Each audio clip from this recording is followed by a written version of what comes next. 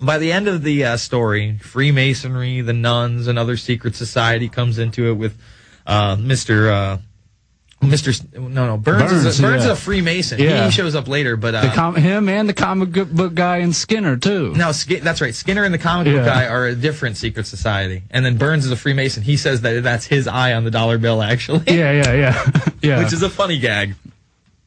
So then it goes from that, and then Maggie herself ends up being this gemstone, and then she's put into place at a certain cosmic alignment that they talk about, and from that cosmic alignment, peace in Springfield and the world begins. And then it kind of ends with a gag at the end. But yeah, it was very bizarre. It had Freemasonry in it. It had this coming of the new age. Yeah, that's what had me tripping out. And I was kind of just telling my girl, and her mom kind of overheard. And I'm just kind of telling my girl, like, this is kind of propaganda right here. Like, they're trying to insert this, masonry is everywhere now. Back in the day, like 5 years ago, still, like 70% of the people that are watching The Simpsons, watching that episode, they don't know what masonry is or whatever. It's kind of glossed over it. They think it's just it's something stupid or whatever, but it's kind of seems like, especially Fox too, like they're trying to acclimate you to the way it really is. Yeah, kind of all that stuff that Jones kind of. Well, they did a and maybe we can pull this up, Jaron. It's the Secret Society episode of The Simpsons. You know which one it is? It's the Stonecutters episode. I think I've seen bits and pieces of it. Jaron, pull up the Stonecutters bit. But the Stonecutters is all about they have their secret society, and they have like this little hammer and sickle ring logo, and it's very similar, But they actually show you how there's all these rituals, but it's really about guys goofing around, and that is on the face level, or what Alex calls porch masonry. When you're just like first 3 levels or whatever, that's what you guys do. You go, you get together, you have a meeting, you talk over the local stuff, you see what the get-togethers are going to be. You delegate certain little things to people, and it's not this nefarious. Oh, we're going to get the community, and then we're going to round up all the money. That's not how it goes. It's it's a social club first and foremost. It's like, hey, my buddy's out of work. I've got a little work for him. I can bring him in. That sort of thing. That's why people join. You know what I mean?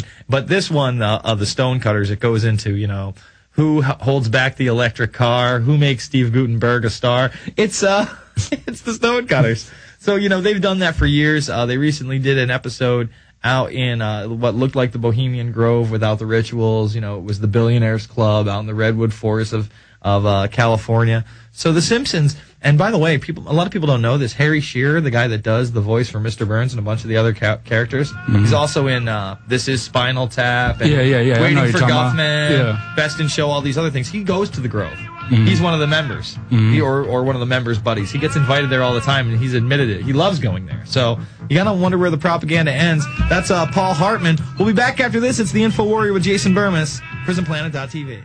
With baton, the rebel arms swarm and form like Voltron. Slash your old beast, you heard Mark of the East. Running through Copland screaming, fuck the police. Hormones in the water, they acting out of order like a pack of rabid wolves. They lambs for the slaughter. Crush your mandible, rip the all right, like folks, we are back. It's the Info Warrior with Jason Burmis, and top of the hour, we're going to have Kenneth Webb, a.k.a. Change the Channel, talk about YouTube and Google censorship running extremely rampant. Hopefully we can get his videos reinstated.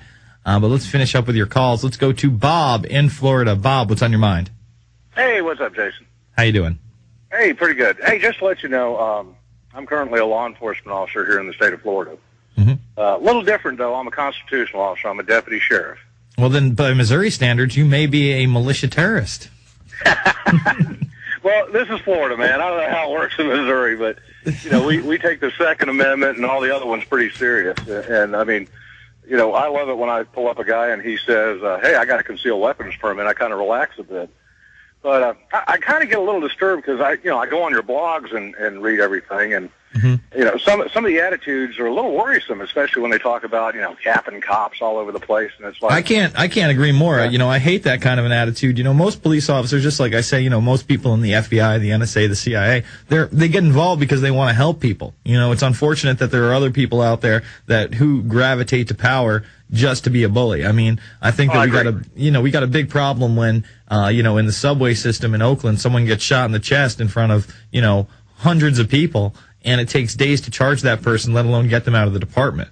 You know what I'm saying? I agree, and that was horrible. I mean, it gives us a black eye, and it's like, how do we put up with that? Because nothing irritates us more than when something like that happens. Believe me. And I think people need to also understand that it's going to be the good cops, if this ever does get physical, and we have to, invoke our Second Amendment rights. It's going to be cops and other members or former members of the military that are going to be the leaders of, said militia groups or organizations that say no to this tyranny. So, I feel you when you read some of these comments on the message, death to police, or, we got to start coming and taking it to them and they're the enemy. No, corrupt individuals are the enemy, the system is the enemy, but there are a lot of good people out there, sir. You're absolutely right. And we're behind you, man. Believe it or not, we're not the bad guys, or at least not all of us.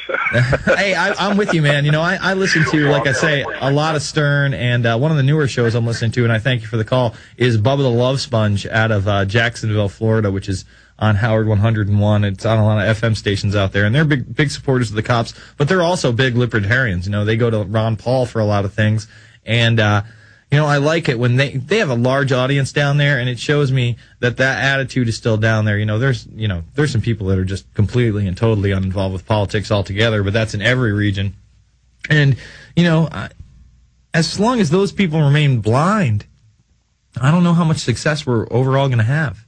I think it's great that AOL picked up the Obama deception today, and that they talked about the Bilderberg Group a little bit. And I think this article at Politico is just outstanding. Let me just read you the beginning of this. The highest levels of the Obama administration are infested with members of a shadowy elitist cabal intent on installing a one-world government that subverts the will of the American people. It sounds crazy, but that's what a group of very persistent conspiracy theorists insists, and they point to the President Obama's nomination for Health and Human Services Secretary, Kansas Governor Kathleen Sebelius, as the latest piece of evidence supporting the claims. Turns out Sebelius, like top administration economists Timothy Geithner, Larry Summers, and Paul Volcker, as well as leading Obama diplomats Richard Holbrooke and Dennis Ross, are Bilderbergers. Thank you, Politico.